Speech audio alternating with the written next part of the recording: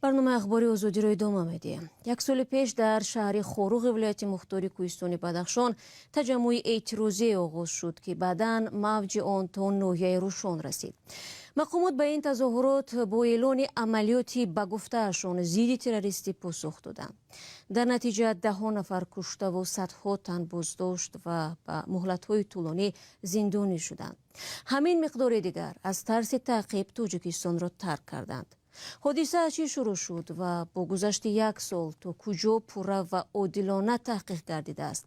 در گزارش میرزا نبی خالقزاد می‌بینیم.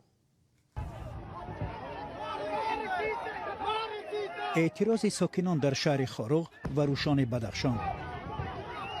میانه ماه می سال گذشته 10 نفر با طلب قطع تعقیب و بازداشت و تحقیق قتل گلبدین زیابکوف که تیر ماه سال 2021 در عملیات مقامات کشته شد به کوچه برآمدند. حکومت روز 16 و 17 می اعتراض در خوروغ را سرکوب کرد.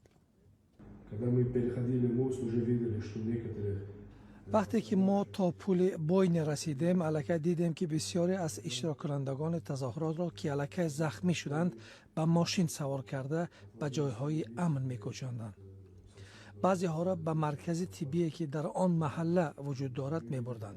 آنهایی که زخمشان جدی‌تر بود آنجا می‌بردند، اما آنهایی که زخمشان سبکتر بود در جایشان کمک می‌گرفتند.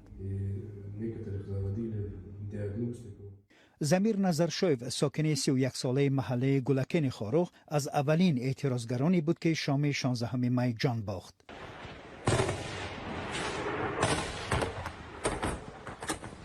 خونین‌ترین حادثه روز 18 می در ناحیه روشان که در اینجا ساکنان راه کاروان نظامی را بسته بودند رخ داد. تلویزیون دولتی اعلان کرد که علیه گروه تروریستان عملیات انجام داده است. شاهدان که هنوز از ترس تعقیب چهرهشون را پنهان می‌دارند میگویند با بستن راه کاروان نظامیان می‌خواستند از خونریزی بیشتر در خوروغ جلوگیری کنند. از حکومت هم طلب شد چیز که طلب ما این بود که قشون‌های علاوگی باید به خوروغ درآورده نشوند، چون این کار به خونریزی می‌آورد. مردم به این خاطر جمع شد و از حکومت طلب کرد که باید این کار پیشگیری شود، چی در روشان و چی در مرکز ولایت. 18 می صبح بروقت به یگان آگاهی تیرپرانی سر شد. نیروهای امان از دوشنبه و ختلان به ناحیه آورده شد. الفا الکی 16 می در اینجا بود.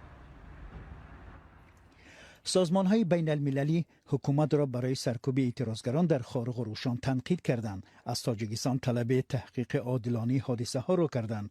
امامعلی رحمان پرزیدنت تاجیکستان عملیات را کار درست دانست. و ببینید وقتی که کلان و گذشتن در تیرپران کرد 13 نفر کارمندان امنیت را یارادار کردند، یک کس تلف شد. دیگر علاج دیگر نبود. ما می‌دانستیم که همین چیزا اونا یراق اصلا همه این چیزا رو ماستا رو میترکوندن در روشان کوپروکو رو میترکوندن. ما امر دادم که ببینید تا حد امکان یراق به دست را بی ضرر گرد یا که با دستگیر کنید. شاهدان میگویند اعتراضگران با خود سلاح نداشتند. حادثه یک سال پیش در ولایت مختار کوهستان بدخشان تا حال از جانب کمیسیون مستقل تحقیق نشده است.